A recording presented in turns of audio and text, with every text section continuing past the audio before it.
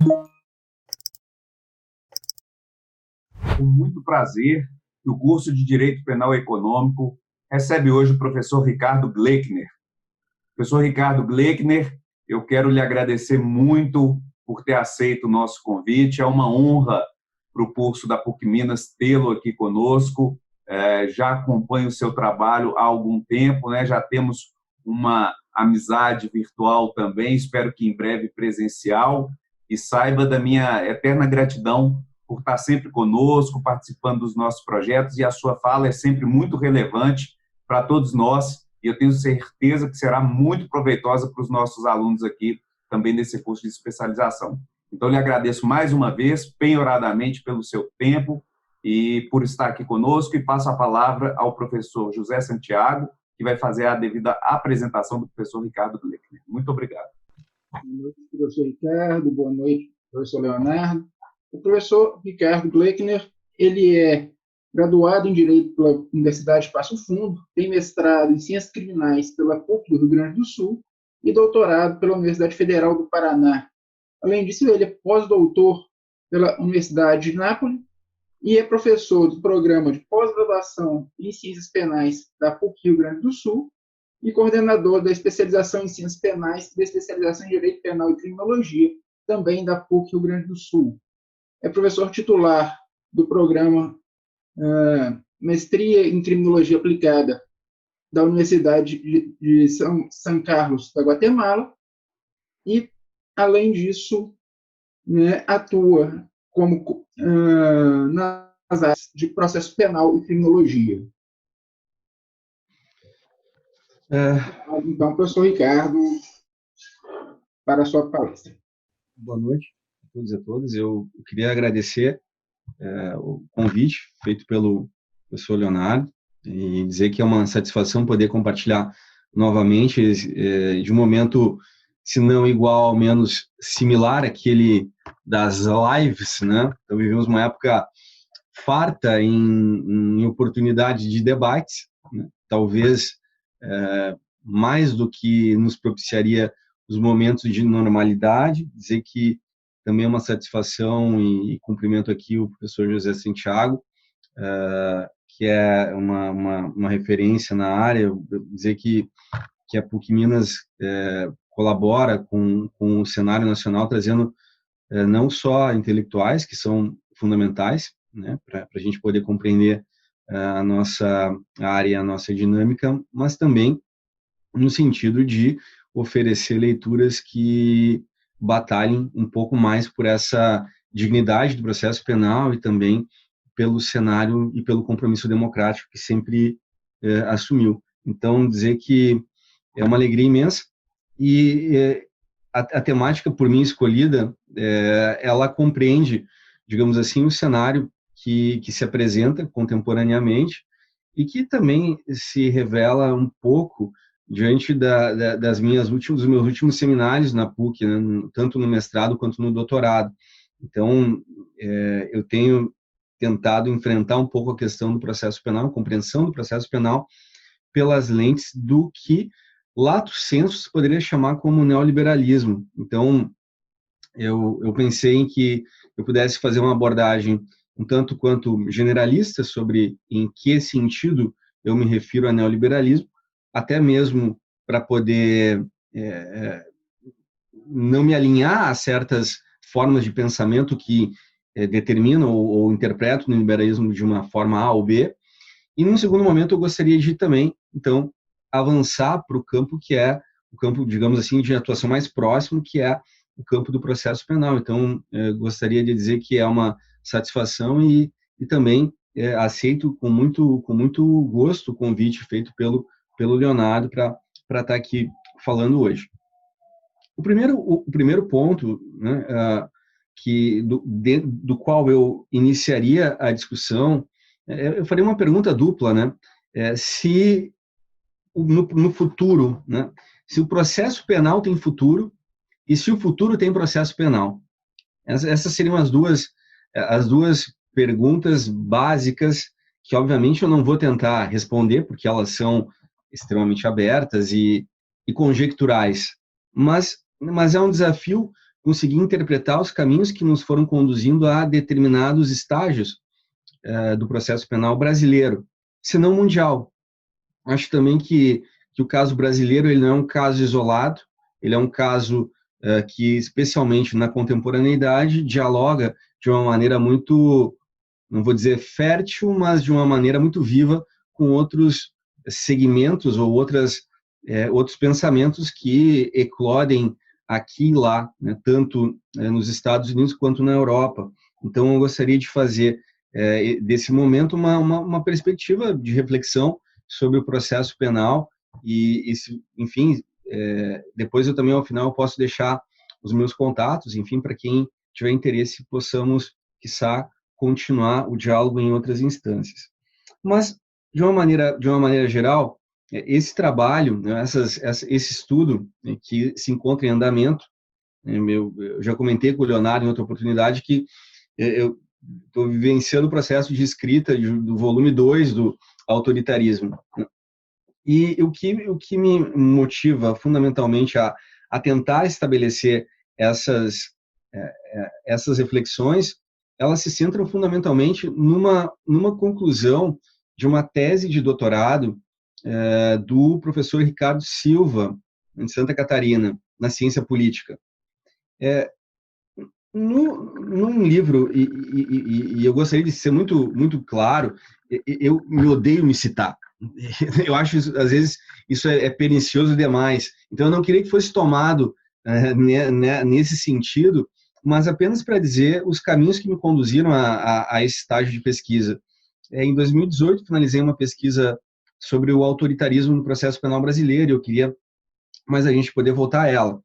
E a tese do Ricardo Silva, ela foi bem ilustrativa, no sentido de poder apresentar que, pós-1964, há como se uma renovação da intelectualidade ou da ideologia autoritária no Brasil em geral. E falo aqui de pensamento autoritário em geral, porque, de uma maneira mais concreta, o nosso Código de Processo Penal Brasileiro de 41, entra em vigência em 41, mas que tem como substrato fundamental o arcabouço italiano, né, de 1930, esse tipo de recorte de tentar entender e compreender como nós buscamos na Itália um determinado modo de ser do processo penal, ele também não é descolado das ideias em lato sensu que transitam aqui pelo Brasil. Então, esse é o período no qual florescem as ideias de Oliveira Viana, de Alberto Torres, de Azevedo Amaral, mas, sobretudo, né, destaca-se aqui o papel preponderante do conterrâneo, né, de vocês, o Francisco Campos, né? É o Francisco Campos que é o intelectual orgânico, vamos dizer assim, de todos os momentos em que o Brasil se viu despido de elementos que reforçam o caráter democrático do Estado. Então, há uma frase que sempre que pisca a luz, né, do Chico Ciência, se apaga uma da democracia. E o Francisco Campos, que é, portanto, um ministro da Justiça, que no governo Vargas, ele concebe a ideia de um novo código, inspirando-se, de forma eclética, bem verdade, no modelo italiano, né? Então, para que nós possamos conhecer e ter como ponto de fuga o código italiano, é preciso compreender que, dentro, especialmente da sociologia, vigoravam ideias que concebiam a democracia como uma ideia fora de lugar, que, inclusive, é um belo texto do professor Roberto Schwartz, né, da área da literatura, que faz um prefácio belíssimo numa tese de doutorado dedicada ao estudo do José de Alencar. Mas era um pensamento circundante na intelectualidade brasileira, a de que nós não poderíamos adotar a democracia, talvez quando muito, um certo liberalismo tutelar, que é uma expressão, inclusive, do Oliveira Viana, né, e que é também, posteriormente, defendida pelo Francisco Campos. O que o Ricardo Silva, e por isso aqui o trabalho dele é um trabalho com muita potência, com muita vitalidade, ele vai dizer, olha, esse período de florescimento e de vivência muito expressiva dessas ideias autoritárias, né, do período desses ideólogos autoritários, entre os quais eu destaco o Francisco Campos, é um momento no qual a chave de leitura dos fenômenos sociais era dada por uma matriz de funcionalismo sociológico, ainda que fosse muito rudimentar ou primitivo, né? Hoje nós conhecemos outras formas de funcionalismo muito mais sofisticadas, né? Se nós buscarmos, especialmente na sociologia estrutural funcionalista de um Luhmann, nós vamos encontrar uma série de perspectivas muito mais sofisticadas, muito embora a compreensão de base possa vir a ser muito similar. O Ricardo Silva, ele chama a atenção que no 64, com o golpe civil-militar, ou golpe civil-militar empresarial, fala o professor Geraldo Prado, ele teve que se abeberar em outras fontes, ou em outras ideias que não mais aquelas antigas, que remetiam a um Estado oligarca, a uma certa socialidade clânica, como era a expressão do Oliveira Viana. O 64, ele vai pela primeira vez apresentar um certo, entre aspas, liberalismo autoritário, né? Esses autores, especialmente o Francisco Campos, ele não era contra a liberdade de mercado, muito embora fosse e adotasse um Estado com forte teor repressivo em relação às outras liberdades. Então, dois autores no pós-64 são os autores que vão, de alguma maneira, permitir uma ressignificação das ideias autoritárias, mas já não pela grande chave da sociologia, mas pela economia, que são, poderia citar outros, mas eu acho que esses dois são os dois principais. Roberto Campos, e recentemente, ano passado, foi republicado um livro no qual são republicados vários artigos do Roberto Campos, e ali você consegue enxergar claramente muita coisa que hoje entra na pauta de discussão na agenda política.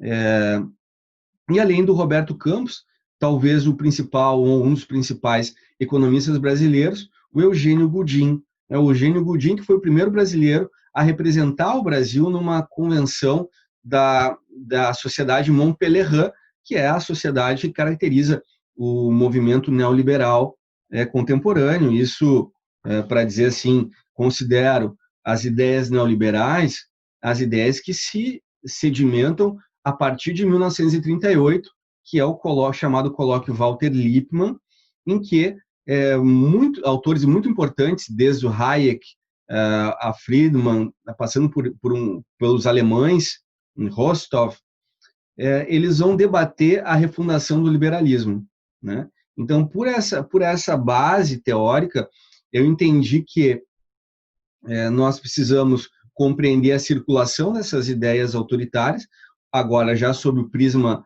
econômico, e que não estão, de maneira alguma, completamente fora do jogo jurídico.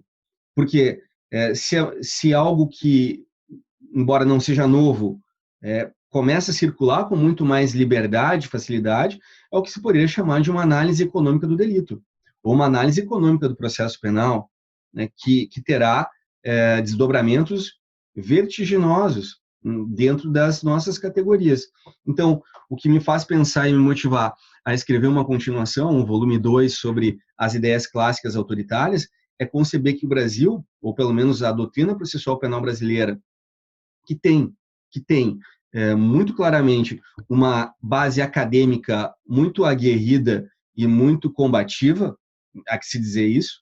Por outro lado, ela conhece práticas jurisprudenciais e também um certo nível de discussão em termos, especialmente de graduação no direito, não falo dos pós-graduações, mas das graduações em direito, que vão, num primeiro momento, repristinar, ou não vão se preocupar com as tonalidades críticas do nosso código, elas passam batidas, e também o florescimento de novas categorias que vão se somar àquelas outras.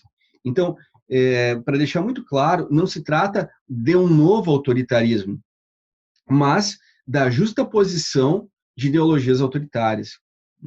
Então, especialmente a Lava Jato, né, tomando como paradigma ela, nós vamos conhecer categorias novas. Por exemplo, a abdução da prova, que é uma categoria lógica, né? É uma categoria que aparece na lógica, mas que conta especialmente na dissertação de mestrado do Deltan Dallagnol como defensor, né? A abdução como um mecanismo de raciocínio probatório no qual é possível deduzir-se certas coisas, como se fosse uma ponte entre uma premissa A para chegar-se à premissa C sem que nós tenhamos a B. Os delitos de lavagem de dinheiro, né, que são delitos cortados, que são o caminho de prova delitual é muito difícil e muitas vezes fragmentado, então nesses movimentos, né, eu tenho a prova A e tenho a prova C, falta a B é pressuposta. E isso se chama abdução, no sentido genérico, menos rigoroso, eu diria. Mas, de alguma forma, ela está lá, né? Existem decisões que vão fundamentar. A ideia que se disseminou no Brasil, não tenho prova, tenho convicção, a base teórica existe. Então, também, em que pese os vários memes e piadas feitos sobre isso, eles não descuram, não estão completamente isolados de um elemento pensado a partir de um raciocínio probatório que é sedimentado na teoria lógica norte-americana. Mas mais do que isso, né, poderia se falar que num certo movimento de difusão de ideias norte-americanas, especialmente o plea bargaining, em que pese não tenha sido aprovado no pacote anticrime, estava lá. Né? Estava lá, negociação de pena. E não me parece que é uma matéria que foi simplesmente abandonada. Ela será retomada mais adiante. Temos mecanismos similares de acordos no processo penal. O mais recente deles, o acordo de não persecução penal, que insere uma lógica mercantil e negocial dentro do processo penal. Então, ou seja, estamos mercadorizando os direitos e lidando com a liberdade como algo que possa ser colocado em esferas de disponibilidade, porque ao final e ao cabo parece muito isso. Ademais, né, vivenciamos experimentos em termos de jurisprudência brasileira em que direitos e contra-direitos serão postos na balança, né, uma ponderação de princípios em que se otimiza um ou outro princípio a partir de uma análise custo-benefício, que é uma lógica que predomina, inclusive, na própria Suprema Corte americana, que num caso famoso, que é o caso Santo Belo versus Nova York, é do tripé dos 3 casos principais que a Suprema Corte julga sobre plea bargaining, salienta que a pena máxima fosse o preço de uma etiqueta. Ninguém paga a integralidade, sempre se dá uma barganhada, né? E o plea bargaining é exatamente isso, por isso que não seria uma ameaça. Por exemplo, o promotor oferecer a prisão perpétua ou a pena de morte não seria uma ameaça, porque faz parte do jogo negocial.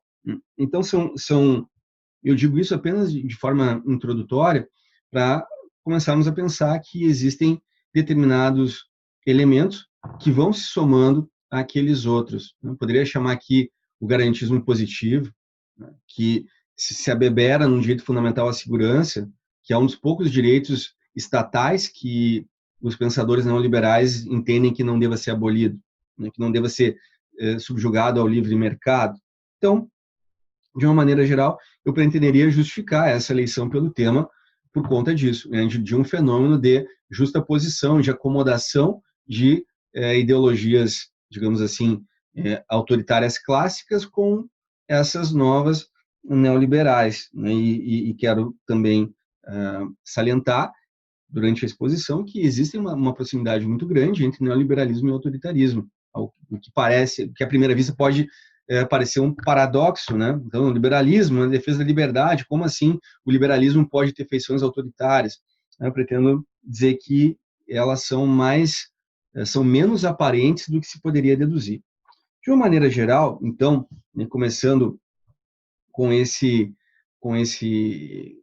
a definição, né? O que eu penso sobre o neoliberalismo? Na verdade, nem é o que eu penso, mas como eu interpreto esse fenômeno a partir de algumas leituras que eu tenho feito. Me parece, num primeiro momento, problemático enveredar por um campo que é o campo derivado da escola crítica de Frankfurt e tomar a crítica e nominá-la ao capitalismo. Por uma razão, se o capitalismo ele acaba sendo uma invariável, ele não sofre modificações. Se sempre se o inimigo, né, aqui na perspectiva marxista mais clássica, é sempre o capitalismo, ele acaba sendo uma invariável ou um universal, como diria o Foucault. E nós não percebemos as transformações e as mudanças profundas que esse capitalismo sofre. Então, por isso, a minha eleição por chamar de neoliberalismo. É um neoliberalismo como um modo de racionalidade e não um modo de produção. O neoliberalismo, ele não é um velho liberalismo, não é mera retração estatal. Isso me parece muito, muito sério e muito importante ser dito. O liberalismo, o velho liberalismo lockeano, né, do Stuart Mill, de Adam Smith, dessa escola britânica, o velho liberalismo ele se assemelha a uma ontologia da natureza. Né? A natureza está aí, o comércio está aí, o mercado está aí. Né? Nada se deve fazer. É a famosa expressão do laissez-faire. Deixe estar, deixe passar. Também eu diria que nem o neoliberalismo, nem o capitalismo seriam propriamente ideologias. Eles não estariam centrados exclusivamente na economia política. Seriam mais do que isso. Seriam verdadeiramente uma racionalidade. Daí porque essa conclusão tampouco é minha, essa é uma conclusão que o Dardot e o Laval, num livro, são dois pesquisadores franceses, num livro chamado A Nova Razão do Mundo, que foi uma grata satisfação, foi um dos melhores livros que eu li nos últimos anos, inclusive pela farta bibliografia com a qual eles trabalham, né? Eles dirão que o neoliberalismo é uma racionalidade, é a extensão da racionalidade econômica para várias esferas da vida. Então, hoje estamos a falar de produtividade no âmbito da educação. Quantos artigos você fez? É A1, A2? Como se isso pudesse medir. Nós vamos colocar patamares de medidas econômicas naquilo que é um trabalho intelectual que não deveria ser colocado nesse campo de medida. Vamos dizer, não, esse artigo é bom ou é ruim, mas nós estamos a trabalhar aqui com um campo axiológico, não um campo propriamente da medida, né? Mas todo ano, lá na PUC, recebemos uma ficha de credenciamento que tem tantos itens que você pensa, não, eu vou abandonar, não é possível completar tudo isso, né? E a gente vê como esses são parâmetros de medida, né? É quase como um certo parnasianismo educacional, não vale o quanto você produz, não a qualidade do que é produzido, né? Ou vale o quanto rima, né? Se é bom ou ruim, isso é outro problema, tem que rimar, né? Como os velhos parnasianos. E o mais importante à minha vista é que o neoliberalismo, enquanto racionalidade, ele tende a provocar uma erosão, uma fissura drástica no campo democrático. Não é novidade nenhuma. Quando você, por exemplo, toma em consideração O Caminho da Servidão, que é uma das obras mais populares, vamos dizer assim, do Friedrich Hayek, da escola austro-americana, nós vamos ver, para além de uma série de... Aliás, seria injusto da minha parte dizer que há muitos erros históricos, né, que o autor desconsidera a história, porque ele é um livro muito mais de fixação de base doutrinária, de doutrinação, do que um livro preocupado em representar historicamente o sucedido. Mas, de uma certa forma, o Hayek, ele vai dizer que a democracia ela toca em assuntos que não deveria tocar. E é muito interessante como a incapacidade da democracia, e aqui é uma crítica tecnocrata do Hayek, a incapacidade decisional da democracia é de uma forma muito parecida àquilo que o Francisco Campos dizia à sua época sobre a democracia, da necessidade de se substituir a democracia por uma tecnocracia, que o parlamento ele é incapaz de decidir, por exemplo, de forma satisfatória, orçamento, em que existem decisões que são decisões econômicas que não devem passar pelo parlamento, mas, sobretudo, que o papel do Estado, né, é o de uma intervenção regulada. Né? O Dardot e o Laval, eles são muito certeiros quando eles assinalam para a formação da União Europeia e vão resgatar. Isso já estava no livro do Foucault, O Nascimento da Biopolítica, mas o Foucault, lá atrás, ele chama atenção para os chamados ordoliberais. Os ordoliberais é uma corrente de pensamento economicista alemã que estabelece como primado do Estado a formação de uma economia social de mercado. Fundamentalmente significa que o Estado deve intervir para garantir a liberdade de concorrência. É muito diferente de uma retração estatal. É intervenção do Estado para criação da liberdade concorrencial. Isso equivale a dizer que a intervenção do Estado é no campo econômico, mas também o que nos interessa de mais perto, ela também produz uma intervenção de alto nível repressivo no caso específico do sistema de justiça criminal. Os ordoliberais são autores que advogam a intervenção do Estado em prol da liberdade econômica. Veja que, aparentemente, também um paradoxo, embora não seja paradoxal. Ou ainda, no pós-crise de 2008, né, com a bolha imobiliária, o que fez o Estado? Socorreu os bancos. Intervenção estatal para garantir a economia. É quase diria um elfarismo ao contrário, né? Então, salvar os grandes e deixar afundar os pequenos. E essa discussão sobre o antidemocratismo inerente ao próprio neoliberalismo, ele está no âmago da primeira experiência neoliberal mundial, que foi em 1973, Chile, com Pinochet e a sua junta militar.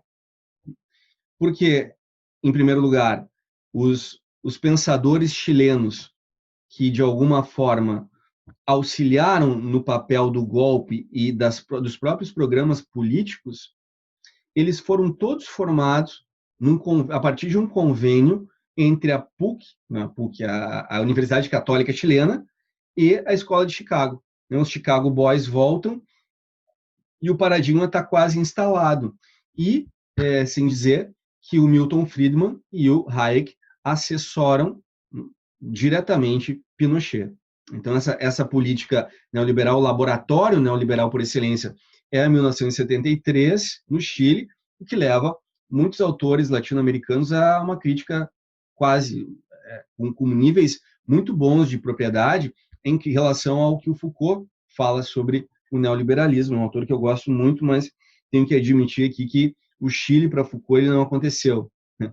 E isso me parece ser digno de nota, né? É preciso termos atenção. Diz o Foucault, o neoliberalismo é essa elevação da concorrência em todas as esferas da vida. E vou falar de processo penal. Né? Veja, o nível da concorrência é tamanho que quem leva vantagem hoje num processo penal marcado pela colaboração premiada é aquele primeiro que leva a informação. É a concorrência entre os réus para quem presta melhor, ou não só a melhor, mas a mais rápida informação. E esse é um jogo que, quando há pluralidade de réus, fica muito, muito evidente. Eu trabalho num processo, na Lava Jato, em que o filho delatou o pai. O cara delatou o pai na colaboração premiada. Então, é como se qualquer imperativo ético pudesse ser completamente neutralizado nessas esferas de concorrência entre agentes. E no primeiro ponto, né, uma das, já não é uma crítica, essa é a crítica do Wolfgang Strick, olha, esse nível, né, essa lógica da concorrência de todos contra todos, ela aparece, num primeiro momento, com certa aceitabilidade, essa é uma teoria neoliberal, a aceitabilidade de um nível básico de desemprego.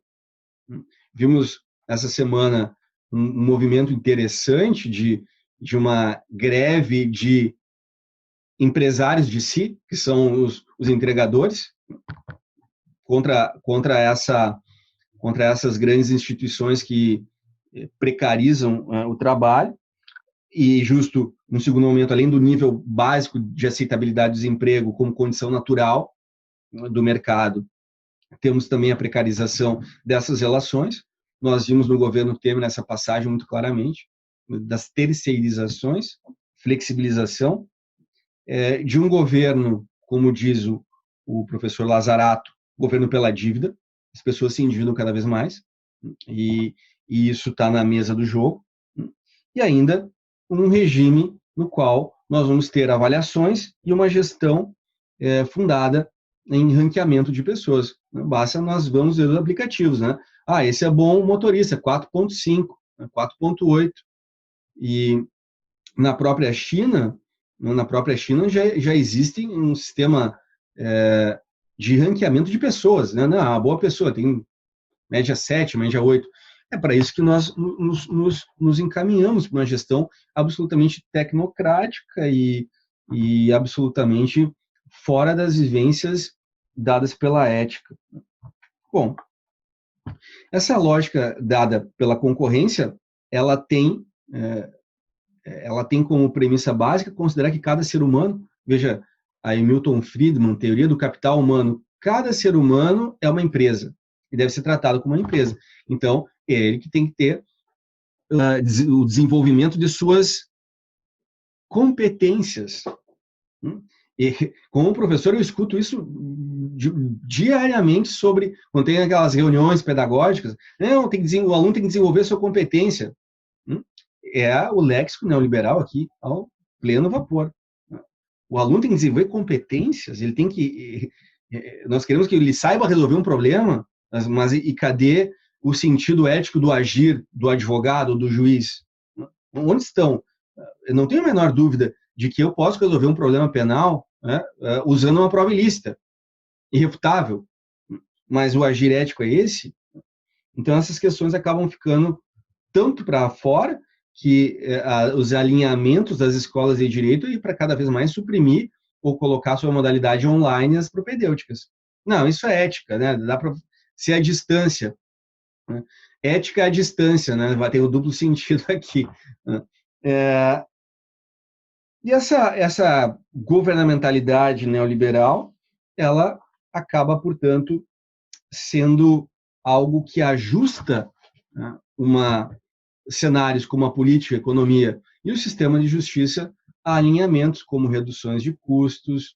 Nós vamos ter em breve implementação muito clara como regra de audiências virtuais. Eu não penso que as audiências virtuais elas vão se cingir ao período de quarentena, elas vão se prolongar. Eu acho que nós vamos ter uma série, e cogitávamos, né, júri virtual. Nós cogitamos júri virtual, mesmo sabendo que é inadmissível, não só inadmissível pelas regras processuais, mas que tipo de resultado produz um júri virtual? Essa talvez fosse a pergunta, não se é possível garantir incomunicabilidade. Não é essa, talvez, a principal preocupação que devemos ter que tipo de resultado conduzirá um júri virtual? E essa pergunta, salvo ignorância minha, eu não vi ela sendo colocada. De uma forma geral, então, o neoliberalismo significa uma governamentalidade baseada na liberdade dos sujeitos que atuam enquanto empresas. E ela tem uma proximidade de forma muito vinculada tanto às experiências chilenas de ditadura, de estados autocráticos, não só eles, mas também eles. E para quem tem dúvidas sobre isso, vale muito a pena. Há uma entrevista do Friedrich Hayek ao jornal El Mercúrio, na década de 70, e ele, com todas as letras, né, sem floreios da minha parte, ele diz que é preferível uma ditadura com liberdade de mercado que uma democracia com intervenção estatal. Está posto isso. Não há nem como divergir dessas situações. E talvez o ponto de engate entre processo penal e neoliberalismo sejam dois. O primeiro, que é a da transformação do processo em mais uma esfera da administração e que deve ser concebida enquanto, ou deve ser tocada como negócio, né? Running like business. E, por outro lado, e é claro que nessa lógica as garantias vão ser estorvos, elas são estorvos já, mas podendo se acentuar. E, por outro lado, na própria redução do processo penal, há uma gestão de pessoas absolutamente fora de mercado, né? E mais do que isso, eu falava brincando numa dessas tantas lives, que talvez já chegar ao momento em que a verdadeira garantia seja pelo menos ter o direito ao processo. Porque o modelo norte-americano de justiça consensual, ele tende a se tornar a regra quando implementado. Vale dizer, 98% de casos geridos através de acordos. Depois eu quero trazer alguns dados para nós refletirmos sobre as chamadas reformas acusatórias na América Latina. De uma maneira geral, portanto, antes de enfrentar a temática desse novo autoritarismo, eu quero fazer um passo atrás, né, apenas para dizer de que quadrante nós estamos a falar. Eu gostaria de fazer uma breve, muito breve, exposição do quadrante processual penal contemporâneo, como ele foi conformado pela lógica, se pode ser assim dita, inquisitorial clássica, e como, a par dessa construção, nós vamos trazendo mais coisas. É como se eu dissesse a vocês, né, no momento do plea bargain, né, você prefere qual? Esse processo inquisitório ou não tem processo? Veja, você é livre para escolher, né? Que é o título do Milton Friedman, né? Free to choose. Então, ou seja, que tipo de escolha é essa? Bom, o Código de Processo Penal brasileiro ele tem uma influência marcada pelo Código Rocco italiano, mas é incoerente, ou seria um grave erro histórico da minha parte, dizer que é uma cópia. Não é uma cópia. A Itália não tem inquérito policial, nem delegado, são figuras exclusivas do nosso direito lusitano. Também existem vários recursos, especialmente o habeas corpus, que não é um recurso, é uma ação que a própria Itália não conhece. Então, existem particularidades.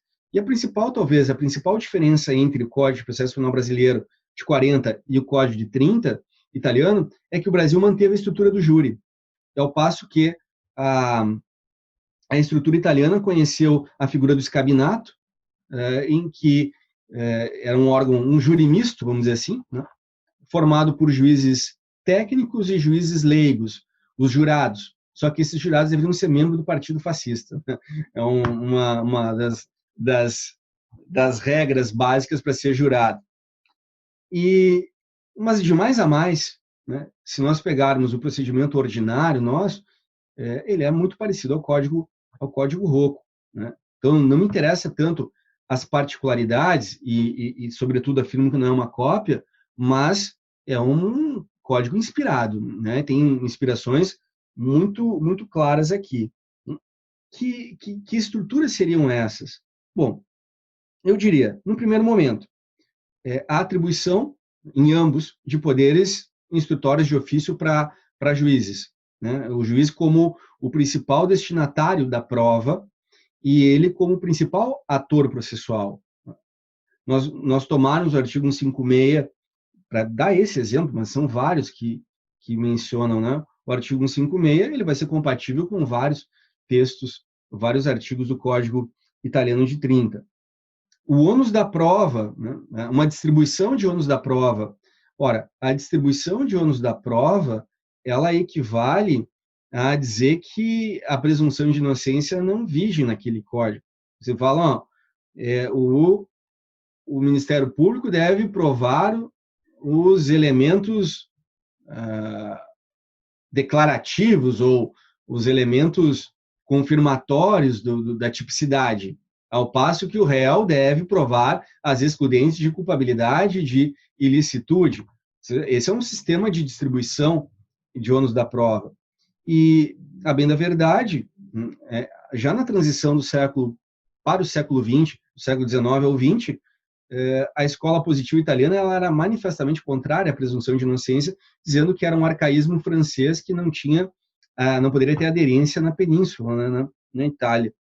E isso talvez fique muito, muito evidente no final do século XIX, quando o ministro da Justiça, o processualista civil Ludovico Mortara, ele é guindado a qualidade de ministro da Justiça, ele nomeia o Raffaele Garofalo, que é um dos grandes positivistas, criminólogos positivistas italiano, a realização de um código. E ali no projeto de código Carelli-Garofalo, fica claro que eles defendem a expulsão da presunção de inocência.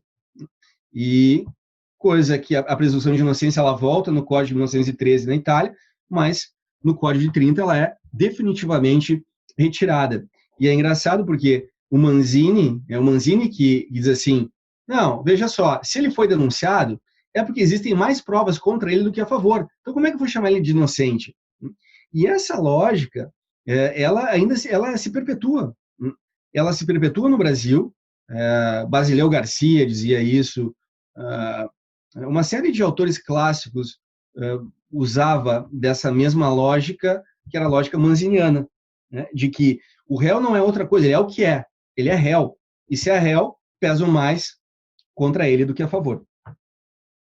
Além disso, né, além da distribuição de ônus da prova e da própria presunção de inocência, nós vamos ter uma relativização absoluta das nulidades, tanto na Itália quanto no Brasil. E é engraçado porque essa é uma das partes mais próximas entre um e outro código, porque enquanto o ministro Rocco na Itália, ele falava em desflorestar a selva de nulidades, estava na exposição de motivos, na Carta al Re, na Itália, aqui se falava em reduzir a nulidade ao mínimo legal, né? E ali, no ponto da exposição de motivos do Código de Processo Penal, o Manzini, o Francisco Campos se refere, como já dizia um ilustre processualista italiano, que é o Manzini, né? Que era o Manzini. Então, de forma indireta, tá o Francisco Campos falando sobre o Manzini e sobre o Código Italiano nas nulidades. O artigo 184 do Código Italiano de 1930 dizia que todas as nulidades são sanáveis na forma da lei. O nosso não fala assim, o nosso fala, não há nulidade se não for demonstrado prejuízo. É o nosso artigo 563. Mutatis mutandis, embora não seja uma mesma coisa, é evidente que se instala um regime de sanabilidade geral dos atos. Isso me parece mais importante. Ao passo também que o próprio STF, ao largo de sua história, ele contribuiu para essa manutenção e não revisou, jamais revisou essa estrutura. Então, um paradigma de nulidades relativizadas. Quando é que tem prejuízo? O que me parece, né, quando um juiz enxerga que há prejuízo, porque uma estrutura legalista de nulidades, que é trabalhar com rol, todas as nulidades que são arroladas no código, elas são absolutas, salvo quando a lei dispõe em contrário, como a relação entre ação penal pública e privada. No código não precisa dizer que é pública, tem que dizer quando é privada, ou pública condicionada. Bom, além desses elementos, eu chamaria a atenção aqui para mais outro, de nenhuma forma menos importante, que é a sobrevivência da emendatio libelli. A emendatio libelli, que na exposição de motivos é taxada pelo ministro Francisco Campos como possibilidade do juiz decidir extra petita. Veja, né? Às vezes a expressão do processo civil ela ilustra ainda mais, de uma forma ainda mais clara, o que se quer dizer com isso. Veja, o réu se defende dos fatos, mas que fatos? O processo penal ele trabalha com imputação. Não existem fatos naturais ou fatos brutos, né? Eles são sempre requalificados, são fatos requalificados por uma norma penal. Então, mas poderia avançar na discussão e dizer que hoje, em direito penal econômico, para fazer a vinculação também à própria especialização, maior parte dos crimes econômicos são crimes essencialmente normativos. Então, imaginando lá a sonegação fiscal, qual é o fato natural da sonegação? Sonegação é um tributo, sonegação, fato gerador, são elementos absolutamente normativos que não encontram na realidade nenhum tipo de vínculo, são dados normativos. Então, alterar o dado normativo significa alterar o tipo penal, e é isso que está sendo permitido pelo artigo 383 do Código de Processo Penal brasileiro atual, que foi reformado em 2008 para não mudar, ou para mudar muito pouco, né? A velha reforma, para que tudo permaneça como está, é preciso que tudo mude, né? A famosa frase do Tancredo de Lampedusa, no Gato Pardo. O regime de ação penal, como diz hoje, Vivo, talvez seja o maior historiador do direito, né? Que para mim é o Marco Nicola Miletti, professor da Universidade Bicocca de Milão. Ele vai dizer que o Código Rocco estava arvorado numa estrutura, em 13 estruturas, mas uma das principais é o conteúdo de ação penal. Por que é problemático falar em ação penal? Ora, porque os civilistas eles entendem que a ação penal ela necessita de um direito concreto, de um direito que se quer. E o Ministério Público ele não pede algo que é seu, justo porque o poder de penar é do Estado juiz e não do Estado Ministério Público. Para além disso, a gente falar de ius puniendi, né, de um direito subjetivo de punir, é ainda mais grave, porque o direito subjetivo pressupõe que haja uma relação de punir de base material, coisa que no processo penal, o direito penal não pode trazer isso. E é interessante porque quem estrutura essa categoria ius puniendi na Itália do início do século XX é o Arturo Rocco, né, o irmão do Alfredo Rocco, do processo penal. E é interessante que ele diz assim, não, mas veja, para ter um direito subjetivo é preciso que a lei prescreva um direito anterior que as partes têm em abstrato, né? Mas que direito violaria o réu, né? O criminoso? Ele diz, olha, o criminoso viola o direito de obediência ao Estado soberano. Veja o tipo de relação autoritária que marca esse tipo de pretensão punitiva.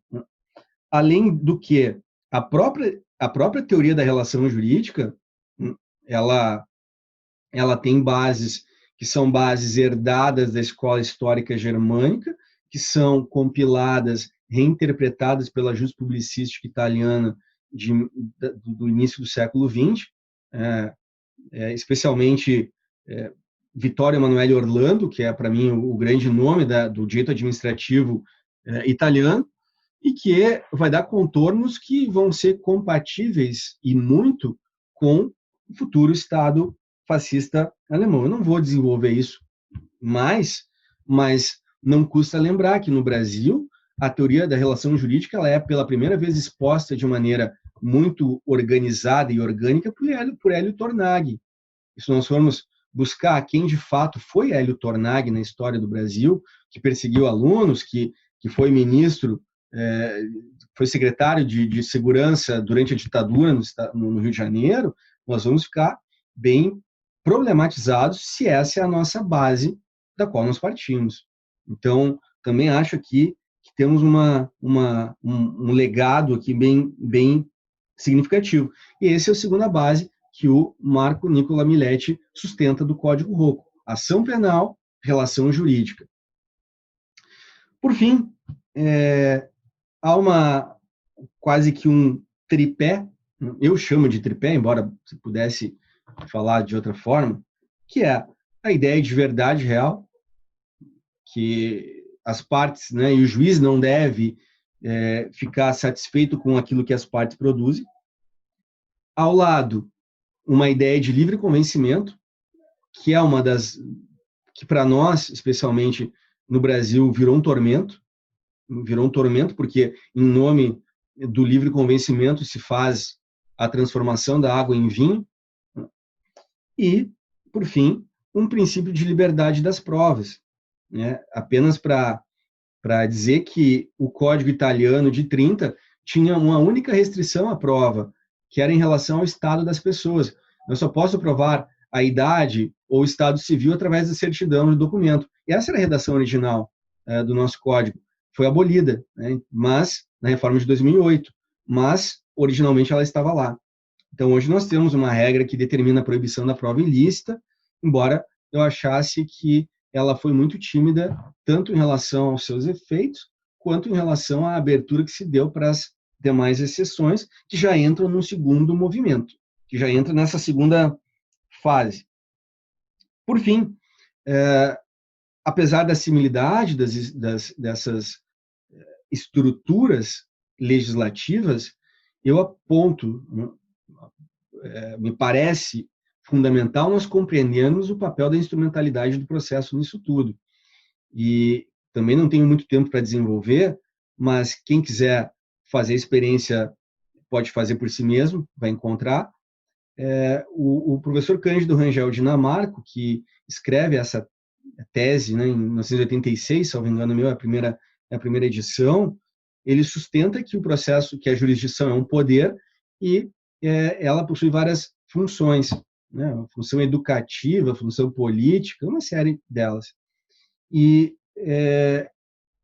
essas funções a serem exercidas pela jurisdição, elas estão francamente alinhadas com as descrições das relações de poder nos manuais da Escola Superior de Guerra. Até foi o professor Fauzi, uma vez num congresso, que vinha me chamar a atenção para isso, e eu fui atrás, tentar enxergar esses compatibilismos entre um e outro. E, de fato, a estrutura da jurisdição para o Dinamarco é exatamente como a Escola Superior de Guerra concebia o poder nacional. Ora, se isso é assim, a instrumentalidade do processo ela é responsável pela manutenção, mesmo pós-Constituição de 88, de uma ideologia da segurança nacional aplicada no processo penal. De uma maneira até reducionista da minha parte, o professor Dinamarco, quando explica a instrumentalidade do processo, diz, olha, instrumentalidade do processo tem duas facetas, uma positiva e uma negativa. A negativa é a instrumentalidade das formas, o que equivale a dizer desburocratização do processo e redução das nulidades, relativização das nulidades. No aspecto positivo é acesso à justiça, efetividade do processo e acesso à justiça, que foi, em parte, desempenhado no campo processual penal pelos juizados especiais criminais, que não cumpriram o que prometeram e perdemos o tempo da reforma de revisitar uma série de tipificações que são não só anacrônicas, porque oriundas de outro período, como era uma oportunidade de desinflacionar o nosso nível de tipificações, né? Coisas que nós realmente não precisaríamos ter enquanto legislação penal, né? Bom, então esse é o quadro que eu tentei compreender da formação de um certo pensamento processual penal brasileiro e como, a partir da instrumentalidade do processo, ele sobrevive ao pós-1988, que deveria, ao meu juízo, não foi suficientemente forte. Nós não tivemos uma ruptura democrática a ponto de sepultar, de romper, né, de não estabelecer ponte alguma com as heranças ditatoriais.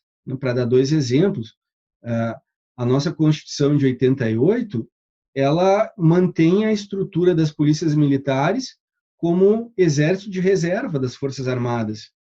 A última Constituição no mundo que tinha essa forma era a Constituição do Pinochet. O processo de anistia no Brasil foi outro dilema fundamental para que nós pudéssemos manter os nossos fantasmas no nosso porão. Então, foi uma transição democrática. Isso, a linguagem, como eu diria, insiste muito o professor Jacinto, né? Fala do Lacan, que a linguagem é o campo do engodo, né? Mas aqui a linguagem ela identifica o momento de transição, né? Transição é um operador de mudança fraco. É porque se a transição ela permite que permaneçam, coisas coisas mudam, mas coisas permanecem. Ao passo que a ruptura vamos zerar a conta, vamos partir de novo, como, por exemplo, é o caso da África do Sul no pós-apartheid, é do zero, nós não podemos compatibilizar essas questões. Enfim, e aqui eu não vou retomar, eu até poderia fazer isso, mas eu acho que fica muito cansativo, as questões do neoliberalismo.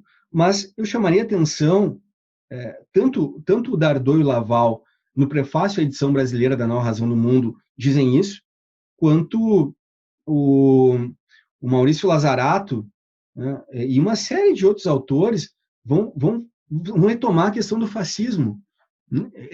Vamos de novo, né, de frente do fascismo. Será que é o mesmo fascismo? Será que é outro?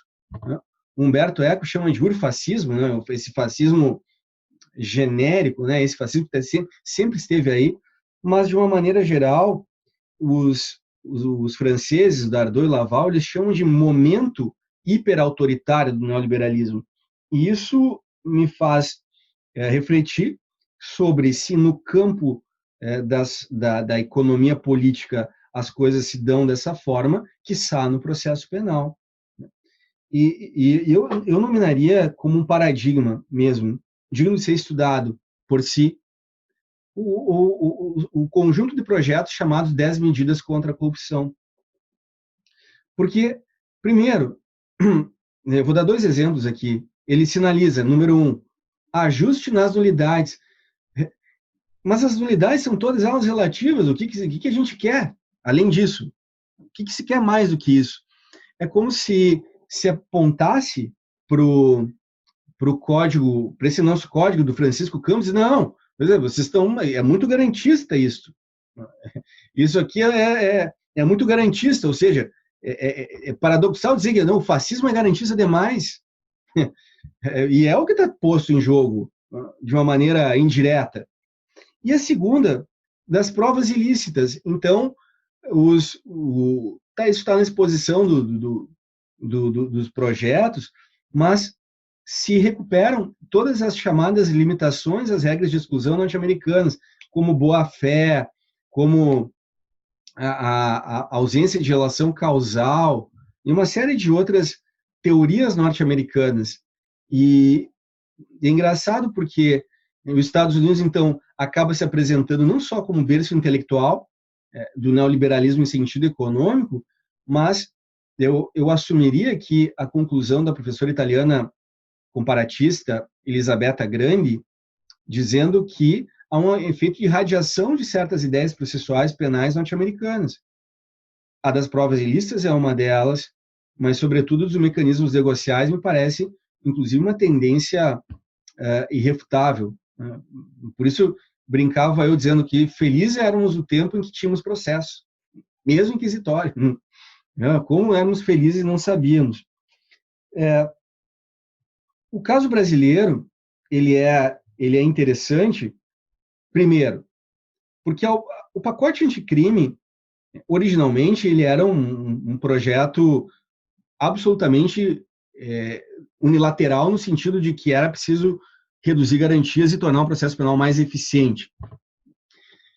A votação não foi bem assim, e como é um caso típico de um presidencialismo de coalizão, né, de grupos que vão negociar, foram introduzidos, por exemplo, o juiz de garantias, embora esteja com a sua eficácia suspensa, e o próprio artigo 3A, que traria o sistema acusatório, que, ao meu juízo, não faz o menor sentido você dizer que o sistema é acusatório tendo emendatio libelli, tendo conversão automática de prisão em flagrante em preventiva.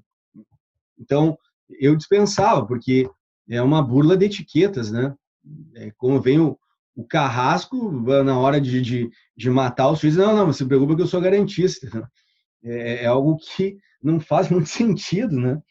Mas o Foucault chamava atenção, é uma expressão que eu gosto muito, ele usa, e eu gosto muito.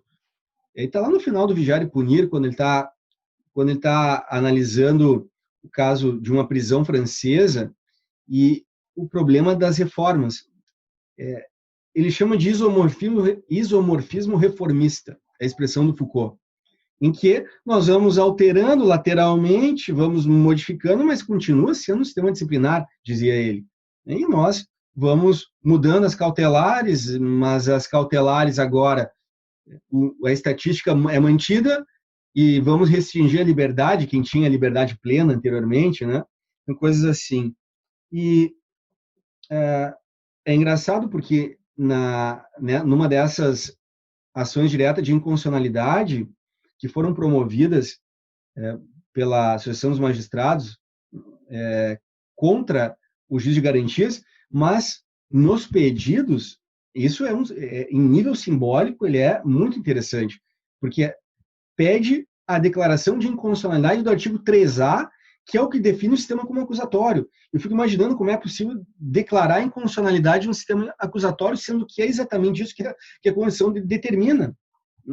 Então, o Brasil, ele teve uma reforma relativamente profunda em 2008, agora 2019, 2020 teve outra importante, mas as reformas elas são sempre laterais, elas são contingenciais, elas não tocam no núcleo duro de questões.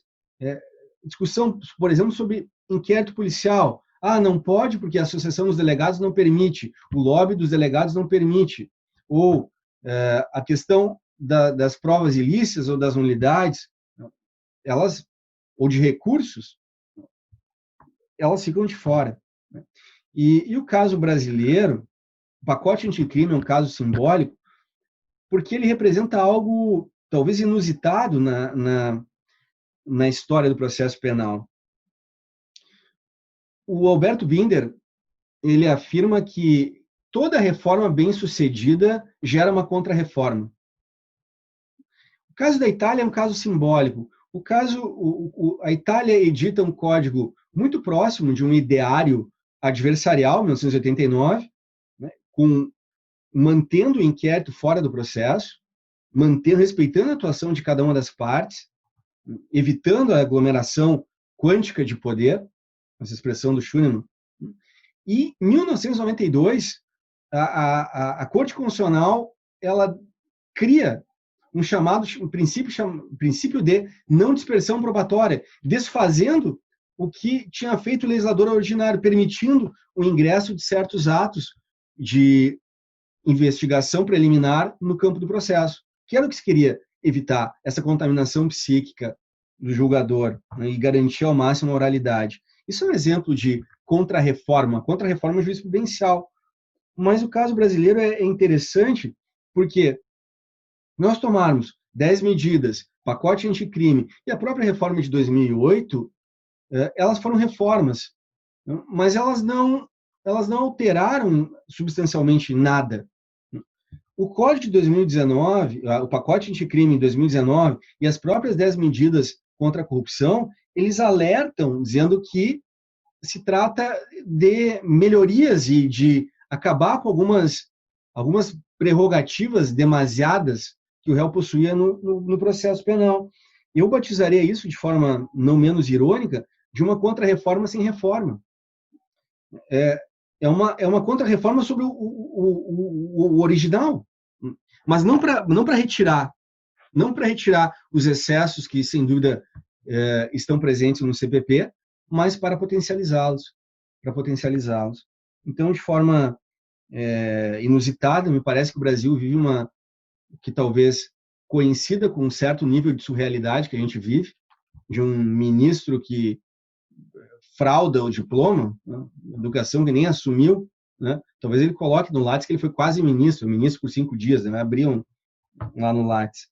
Mas esse aspecto de uma contra-reforma sem reforma me parece bem substancioso em relação à definição dos tempos que vivemos. Bem, por fim, no processo penal, esse arcabouço neoliberal gera o quê?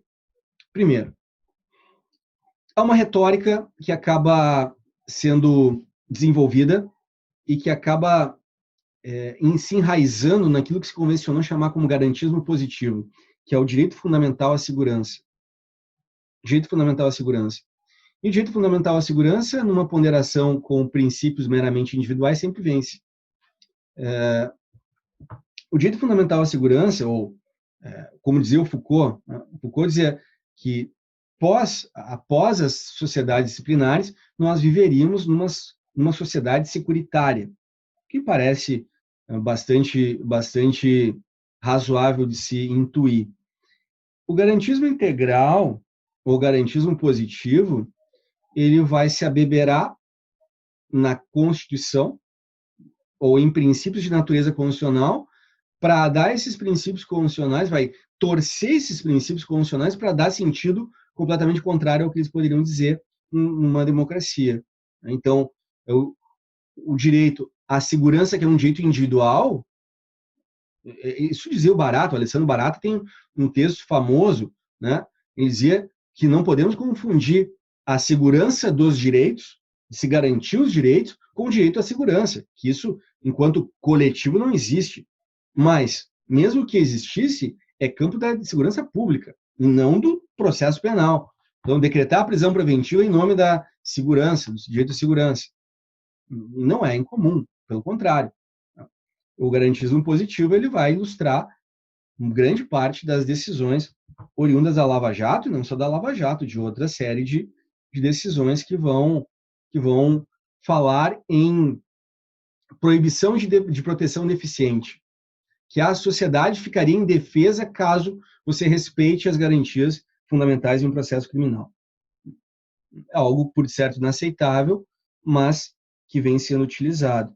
Então, esse projeto de uma moralização, isso é uma denúncia de décadas do professor Leon Streck, essa moralização do direito, ela integra naturalmente as perspectivas perspectivas neoliberais, mas que se traduzem especialmente nas perspectivas de análise econômica do direito, e especialmente um autor como Richard Posner, né? Richard Posner, que é um dos grandes autores vinculados a essa corrente de pensamento, ele escreve um texto logo no pós-11 de setembro, defendendo a tortura como direito à segurança de todos, aquele famoso cenário da bomba relógio. Então, me parece aqui que nós volvemos a questões que eram dadas por superadas, né, de uma forma bastante preocupante. Um segundo aspecto que me parece mobilizar um conjunto bastante significativo de categorias é o que se poderia chamar, lato sensu, de militarização em sentido amplo. Nós vamos ver nos Estados Unidos, especialmente, vimos no episódio de George Floyd isto, mas o Bernard Harcourt, que é um sociólogo que produziu vários textos interessantíssimos, mas o mais recente deles, chamado de Counter-Revolution, ele vai falar, ou vai trazer a tese de que os Estados Unidos eles estão utilizando técnicas de contra-insurgência próprias da guerra para a gestão de população, desde a espionagem massiva. E isso já era antigo.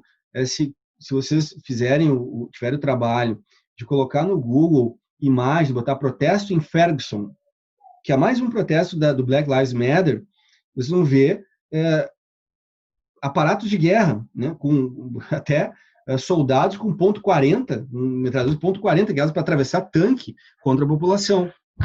Então, no Brasil, em que pese para o Harcourt isso chocar, essa morte cotidiana para nós não é nenhuma novidade. Desde a militarização da nossa polícia, nós convivemos com um índice surreal, inaceitável numa democracia, de mortes de pessoas pela polícia, né?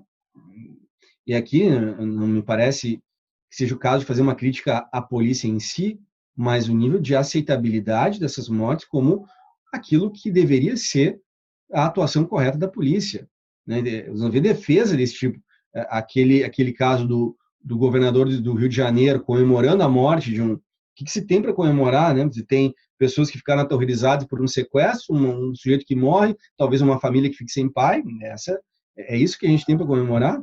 Então, se um representante de Estado, né, faz isso, é uma homenagem significativa à militarização que trabalha, aí sim, uma lógica de morte, uma natanato política. E essa militarização ela também se expressa através das próprias nomenclaturas. E eu me policio muito para não dizer, mas às vezes incorro de tão incrustada que ela está, né? combate, guerra às drogas, combate à corrupção. Mas veja o nosso léxico, né? Combate é uma retórica de guerra, como diria o professor Plitwitz. A militarização do direito penal, ele chama, né? Veja, nós estamos adotando uma linguagem que é incompatível com o direito penal, com o processo penal. A delação premiada é a melhor técnica para combate. Mas como combate? Porque nós temos uma guerra em andamento, né? Temos uma guerra em andamento. E o processo penal não deve seguir o jogo da guerra, porque essa é a polarização schmittiana do amigo-inimigo. Terceiro aspecto, e me perdoem a rapidez com que eu venho elencando eles, mas eu já avancei muito aqui, eu chamaria de um certo paradigma da lavagem de dinheiro. Por paradigma da lavagem de dinheiro, eu nomearia uma certa retirada, uma retirada importante de bases materialísticas do delito, no sentido de certo crime muito flexível e plástico.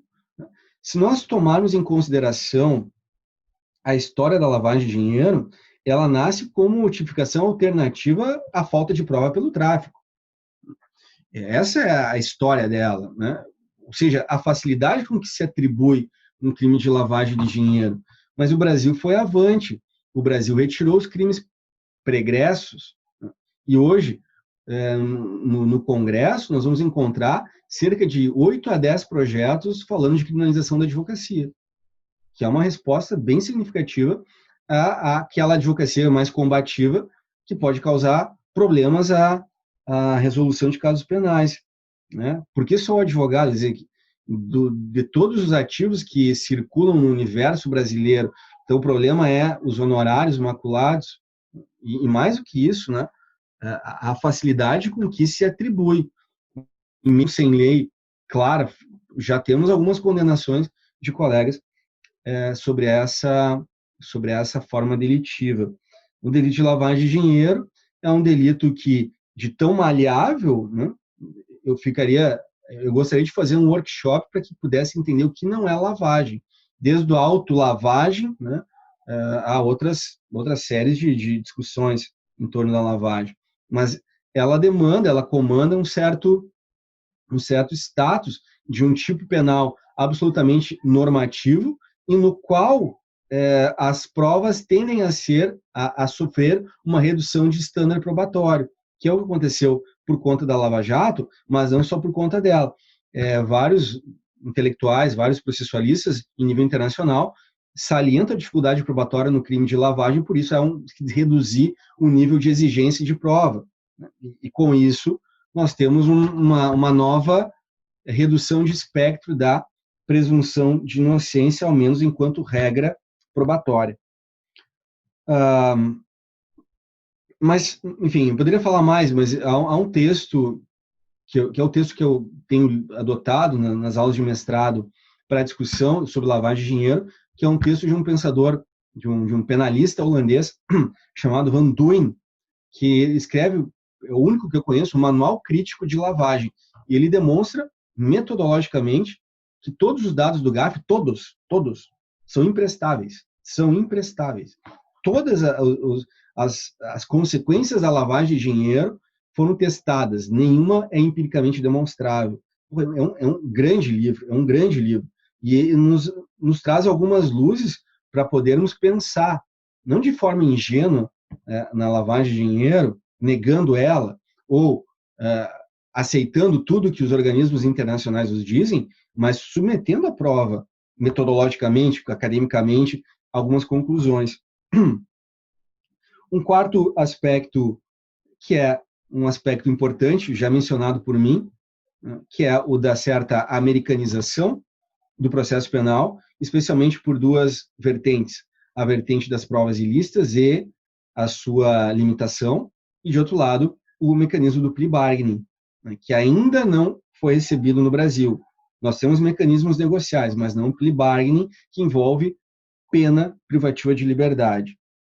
E que é um caminho sem volta, mais ou menos dias isso vai acontecer. Uma quinta colocação, não menos importante, na linha do combate, nós vamos verificar um combate à corrupção, uma retórica de que a corrupção é um crime de risco, como advoga a Escola de Chicago. Professores como Brandon Garrett falando que a leniência nos acordos com grandes corporações produzem inúmeros estragos, aqui do ponto de vista das chamadas teorias do dano social. Mas, de uma maneira geral, é a capacidade de mobilização que as chamadas campanhas anticorrupção proporcionam. É uma espécie, quando se fala em anticorrupção, todos estamos juntos, todos estamos de acordo, ninguém vai aparecer, não, eu sou a favor da corrupção. Talvez na década de 40, por exemplo, Samuel Huntington era a favor da corrupção, dizia, olha, nos países atrasados a corrupção é boa porque ela é um azeite das engrenagens, né? Então aquela burocracia muito travada, que apareceu até numa prova de magistratura aí em Minas Gerais. O cara perguntou sobre a teoria da graxa. Ele não fala graxa para começar, ele fala em azeite, né? Mas enfim. E aqui a guerra à corrupção também acabou se transformando numa luta antipolítica que ameaça profundamente as frágeis democracias. Então, o mote, né, guerra à corrupção, e que se faz através do processo penal, ou seja, as 10 medidas contra a corrupção tem grande parte delas, pelo menos metade, como endereçamento claro o processo penal, com redução de espectro de prova, com aceitabilidade de prova ilícita, com redução, como se fosse possível, ainda maior das nulidades. Um sexto aspecto trazido pela conjuntura neoliberal é o do advento daquilo que o professor Han Hirschel chama de juristocracia, de uma governamentalidade pelos juízes. E se nós tomarmos em consideração, pelo menos esses últimos 15 anos de STF, essas orientações e formações de política pelo Tribunal Superior são muito claras. Por exemplo, a polêmica sobre a criminalização da homofobia por via jurisprudencial, por via judicial. Então, acaba o STF sendo não uma engrenagem de equilíbrio entre poderes, mas acaba sendo quase que um poder acima dos demais, né? E que o Han Hirschel ele explica o porquê as cortes constitucionais se transformaram dessa maneira, mas sem sombra de dúvida é também um dos efeitos trazidos pelo neoliberalismo, no sentido de que o parlamento acaba sendo completamente desacreditado, né? E então acaba sendo deslocado. No campo do próprio neoliberalismo, haverá uma aproximação significativa entre atores jurídicos e think tanks, em estruturas de pensamento fora da academia, bastante comum no cenário norte-americano, ainda mais comum no Brasil. Não vou entrar em detalhes, mas a Operação Lava Jato ela apresenta isso, de maneira quase que irrefutável. Uma sétima apresentação é a exigência de eficiência que se requer do processo penal é incompatível com um tempo razoável de processo. Melhor dizendo, aqui entram as discussões em torno da execução antecipada da pena, que era um direito do apenado provisório, que se transformou em detrimento dos sujeitos que estavam libertos e acompanhavam o processo em liberdade. O próprio pacote anticrime, trazendo o cumprimento imediato da sentença pós-condenação pelo júri, é um exemplo ainda mais duro dessa questão.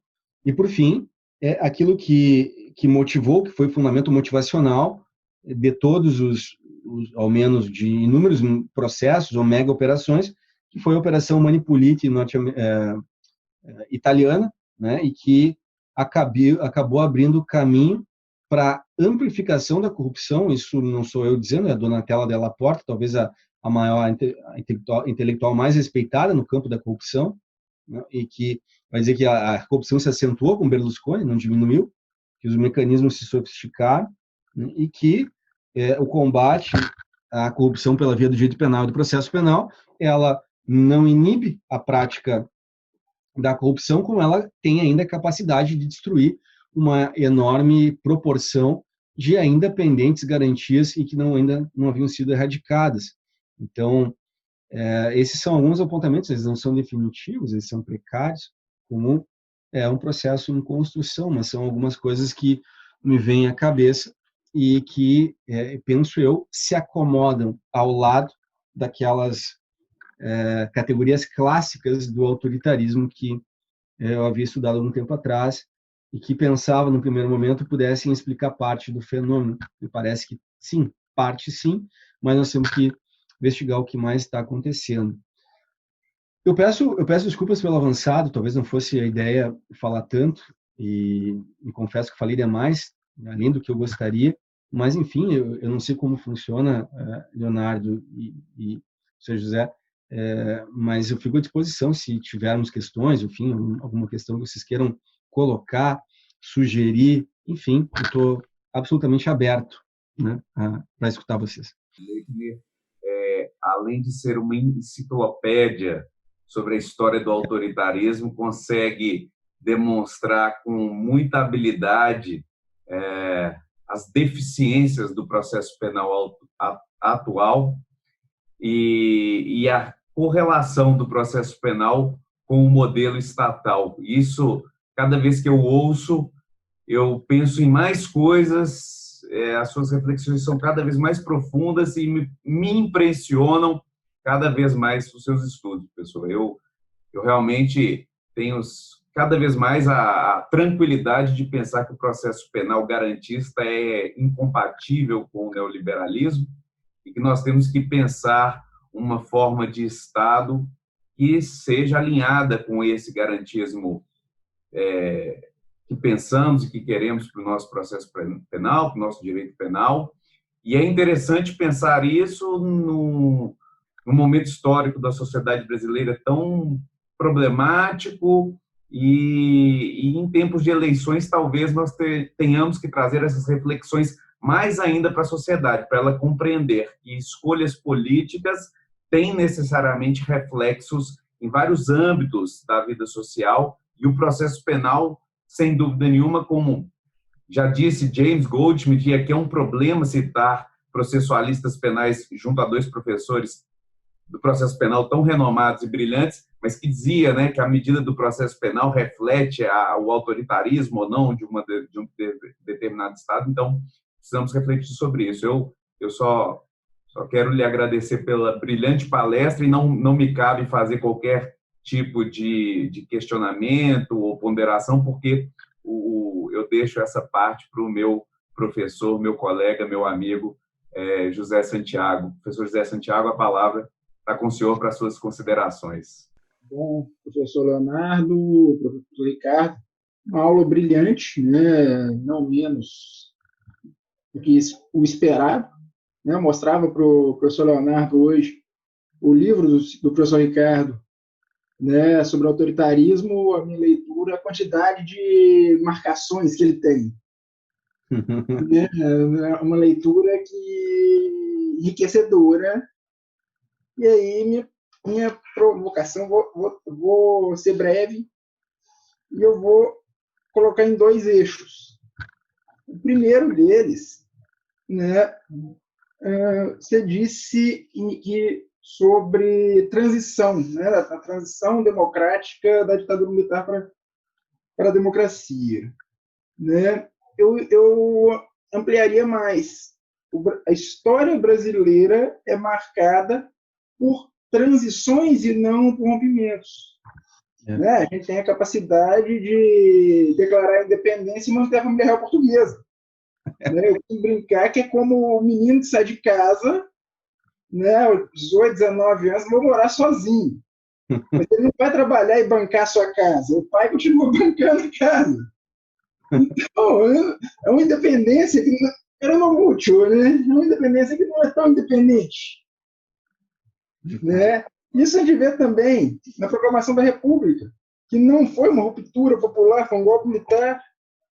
Né? E no processo penal, se a gente compara a estrutura do Código de Processo Penal de 1832 né, do Código Criminal, Processo Criminal de Primeira Instância do Império, ela é similar ao Código Napoleônico, né? Ela mantém a estrutura napoleônica. Beleza. Aí nós temos ali um hiato de 1924 com o Código de Processo Penal do Distrito Federal, que exclui o inquérito, que tem alguma coisa. Posteriormente vem o Código de 41, que é inspirado no Código de Coco, Manzini, né? Mas também mantém uma estrutura de duas fases, né? O monstro de duas cabeças de cordeiro. Uhum. Né? Ou seja, mais uma transição e não uma ruptura.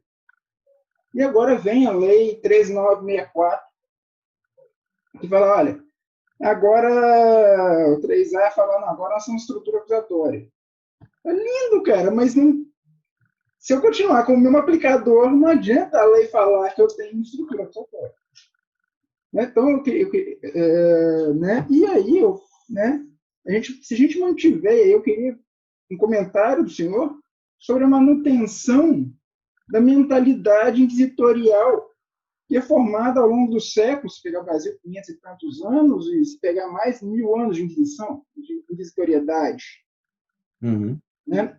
Ou seja, fantasma de Inocêncio, até antes dele, né? Até o final do Império Romano já era inquisitorial. Mas fantasma de Inocêncio assombra a gente. Né? E aí, fantasma de Napoleão, fantasma de Manzini, etc. Né? Então, essa questão da minha pergunta, basicamente, é até que ponto o Brasil, por falta de um movimento realmente reformista, né, de uma reforma séria, né, ele mantém, ele cultiva as próprias raízes autoritárias. Estou de acordo. Nós vivemos de transição em transição. Estamos sempre em transição, é um país em transição, mas que nunca chega, né? Eles estão falando aqui da Constituição, falando dos direitos sociais e tudo mais, não chegamos lá, nós não chegamos, né? Como diz o professor Lênio, né? O simulacro de welfare state brasileiro. E mesmo assim, mesmo com esse simulacro, existe a possibilidade, a tendência, especialmente pelos ajustes fiscais, de nós perdermos essas poucas coisas que conquistamos. Mas talvez a questão de fundo principal aqui seja evidente a questão do fundo inquisitório, né? da ideia de mentalidade inquisitória que se encontra por detrás. E claro que me parece aqui um ponto sensível, nós não conseguiríamos fazer, mesmo que nós tivéssemos um código com a melhor das intenções e mais bem escrito, nós chegaríamos se daria um jeito de torcer aquelas palavras, né? O artigo 212, ele é um belíssimo exemplo, né? Porque conhecemos nós, né, um doutrinador dizendo, não, mas que continua o sistema presidencialista, só que foi alterado, agora as partes podem perguntar. Então, nós temos também, não só do ponto de vista doutrinário, mas a gente tem uma estrutura ou uma comunidade, né, de intérpretes que é extremamente avessa a qualquer tipo de mudança. Nós temos de uma maneira geral, né, que me perdoem os que não sejam, mas nós temos uma tradição liberal autoritária dentro dos nossos cursos de direito. O reflexo do nosso formando de maneira geral, né? E a estrutura, ela se daria não só legislativamente, mas eu penso que uma mudança precisaria de uma rediscussão em torno do papel dos atores processuais, especialmente Defensoria Pública, Ministério Público e magistratura. Ou seja, de que esse sistema, como nós o construímos, ele não permite mudança, ele inviabiliza a mudança, ele inviabiliza. Há uma série de discussões, por exemplo, uma bela discussão que é a tese do Fernando Fontainha. Ele vai participar de um concurso na França, né, como se faz um juiz na França, né? E ali ele demonstra várias situações ou várias características que poderíamos olhar para o lado e pensar que não é enxertando uma pergunta de criminologia que vai transformar esse candidato num sujeito preocupado com a questão da funcionalidade do sistema punitivo brasileiro, né?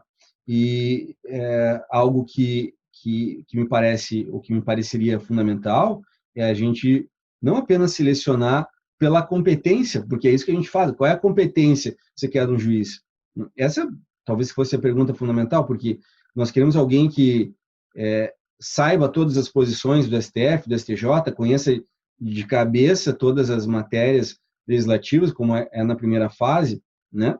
Eu particularmente acho que uma refundação do sistema de justiça brasileiro, mesmo que fosse progressiva, ela precisa ir trazendo novos atores e inserindo progressivamente esses novos atores na justiça criminal, como foi feito, por exemplo, no Chile.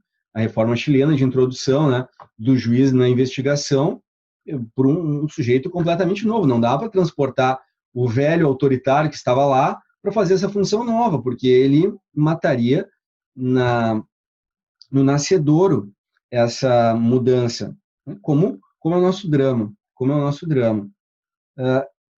acabou me faltando, e isso vai um pouco na discussão que o José Santiago propõe, que é da sobrevivência, né, do fantasma de Inocêncio III aqui.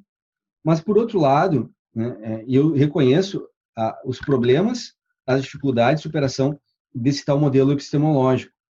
Mas eu queria também trazer, apenas para comparação, o outro cenário, ou o cenário que se avizinha. Esse é um artigo que está para publicar e falta eu fechá-lo, mas eu estou sem tempo para fechá-lo. Mas vejamos, vou trazer alguns dados só para nós termos em consideração que é possível as coisas ficarem piores. As chamadas reformas acusatórias, essa é uma discussão, eu digo Jacinto, né? O Jacinto diz, não, Ricardo, está louco, não sei o quê. O Brasil foi um dos poucos países que, talvez o único país que não tenha alterado o seu código, né? Contando agora com o Uruguai, não é? E essas chamadas reformas acusatórias tiveram como principal elemento a inserção dos mecanismos de composição, né? Que são as negociações, fundamentalmente. Então, veja só, alguns dados para reflexão, se esse é um bom caminho para nós seguirmos. Eu não estou discutindo aqui a questão de nós termos, como tem no Chile, um juiz que respeite as partes, né, que não seja mal educado, que não seja grosseiro, que seja ali como um republicano. Né? Não é dessa formação humanista ou dessa formação republicana que está em jogo, mas a própria inserção desses mecanismos negociais. O Paraguai teve a reforma do Código em 98, certo? 98. Em 1995, o Paraguai tinha 2.768 presos, o que dava a ele a condição de um dado de 57 presos por 100 mil, que é o dado que se utiliza de forma estatística, né, por 100 mil habitantes. Então, 57 por 100 mil, 2.700. 2014, né, então já com vários anos do Código de 98. 2014, a população carcerária do Paraguai salta de 2.700 para 10.900, com uma taxa de 167 por 100 mil. Chile. Claro, o Chile tem um problema do dado aqui, ele não vai ser fidedigno porque foi implementado progressivamente, né? Mas o código começa no Chile em 2000. O Chile, em 95, tem 22 mil presos, né? Com uma taxa de 153 por 100 mil. O Chile sempre foi um dos países que mais punia na América Latina, mais usava prisão. Em 2010, essa população salta para 54 mil. 2018, ela baixa para 41.689, mas também, considerando aqui a redução da população chilena, mantendo uma taxa de 228 pessoas por 100 mil, 228 presos por 100 mil. Então, ela mais do que dobrou. Na Bolívia, o código é de 99, Em 2000, se tinha 8.151 presos, com uma taxa de 95 por 100 mil. 2016, a Bolívia tem 16.038 presos, com uma taxa de 142 por 100 mil. A população carcerária dobrou e a taxa mais do que duplicou. E, por exemplo, Equador, código de 2000. Em 2000, o Equador tinha 8.029 presos, com uma taxa de 64 por 100 mil. 2016, 26.421. Taxa de 160 por 100 mil. Isso, em todas as linhas, são vertiginosamente incrementadas. Ao passo do que sucedeu nos Estados Unidos. Muito embora os Estados Unidos eles não tenham inventado o plea bargain nos anos 70, é a banalização do instituto que provoca o hiperencarceramento. Não existem, claro, não se teria como provar causalmente isso, porque os dados variam de estado para estado, mas grande parte dos criminólogos aponta que a adoção do plea bargain é um fator fundamental no hiperencarceramento. Desses países latino-americanos que eu constatei, nenhum teve um aumento de taxa carcerária inferior a 150%. Então, vamos imaginar que nós colocássemos aqui justiça negocial com possibilidade de prisão. Certamente nós temos que montar aí 150% em relação na nossa massa carcerária. Imagine o que seria. Então, não há muita dúvida de que reforma acusatória não pode ser confundida com reforma negocial. E essa é uma crítica que me parece importante se fazer, inclusive porque nós temos amigos trabalhando nessas reformas latino-americanas, mas temos que ter bastante cuidado, não confundir o republicanismo na atuação judicial com a supressão de processo, porque aí eu prefiro o velho fantasma inquisitório. Se me disser, você prefere os americanos ou o Inocêncio III? Estou com o Inocêncio III aqui, nesse ponto. Nós temos que tentar botar um freio, né, nesse avanço. E juro, finalizo. Tem a terceira possibilidade, que é que aconteceria no Brasil, que é o pior dos dois mundos. É o inquisitório com os plea bargaining. Eu chamo isso de metástase do sistema inquisitório, julgando com a negociação, mas é o cenário que se avizinharia com o projeto de crime. Claro que não tem nenhuma resposta efetiva para dizer como a gente pode se livrar do fantasma inquisitório, mas de uma coisa me parece inevitável, né? Não tem como fugir disso. Nós precisamos de uma remodelação integral do sistema de justiça criminal, a começar por seleção de pessoal. Né? Que juiz nós queremos no nosso país? Que Ministério Público nós queremos? Eu até acho que, com esses últimos eventos, nós possamos colocar isso em xeque, que seja uma oportunidade para que nós possamos debater isso de uma maneira fora da discussão partidária ou mesmo de uma discussão apressada e responsabilização criminal apressada. Mas nós precisamos discutir que papel de juiz nós queremos e quem são os atores do Ministério Público que nós queremos, quem são os atores da Defensoria Pública que nós queremos, quem são os advogados que nós queremos. Eu não tenho muita dúvida que a imobilidade no sistema de seleção da estrutura de pessoal, ela imobiliza qualquer movimento de alteração legislativa. Né? Ou seja, que a Constituição foi feita em 88, tem gente que não reconheça, nós vemos isso diariamente. Professor Ricardo Bleckner, eu tinha esquecido de lhe dizer que aqui você tem o tempo que quiser. Se quiser ficar mais 2 horas, mais 3 horas, nós estamos por sua conta. Mas eu imagino que já esteja cansado também. Hoje é uma sexta-feira, né? Estamos chegando aí no fim de semana. Mas eu quero deixar registrado o meu muito obrigado pelo seu tempo, por estar aqui conosco, pela sua palestra, pela sua dedicação à palestra que fez para os nossos alunos aqui do curso de Direito Penal Econômico. Então, fica aqui o meu registro, a minha amizade, o meu carinho. Espero verdadeiramente que, em breve, possa tê-lo aqui nas Minas Gerais, palestrando pessoalmente para todos os nossos alunos da graduação e da pós-graduação. Enfim, só tenho a lhe agradecer mais uma vez. Imagina, eu que agradeço, Leonardo, e fico integralmente à disposição sempre que vocês entenderem importante ou necessário, porque é um canal de troca, né? Muito mais do que de uma palestra no sentido mais formal do termo, né? Para mim é muito válido. Eu acabo, mesmo quando a interlocução não é tão efetiva ou tão extensa, mesmo assim isso me faz um momento de pensar sobre aquilo que produzimos e colocar à prova, né? Essas questões. Eu agradeço imensamente, mais do que tudo, pela paciência de vocês, né? Afinal, acabou virando quase como uma terapia ocupacional aqui, né? Debater tais coisas, alguém para escutar, né? Esses anseios. Esse é sempre o drama do pesquisador, né? Alguém para escutar, né? A pobre da minha mulher já não aguenta mais eu falando em neoliberalismo. Então, obrigado pela escuta amiga.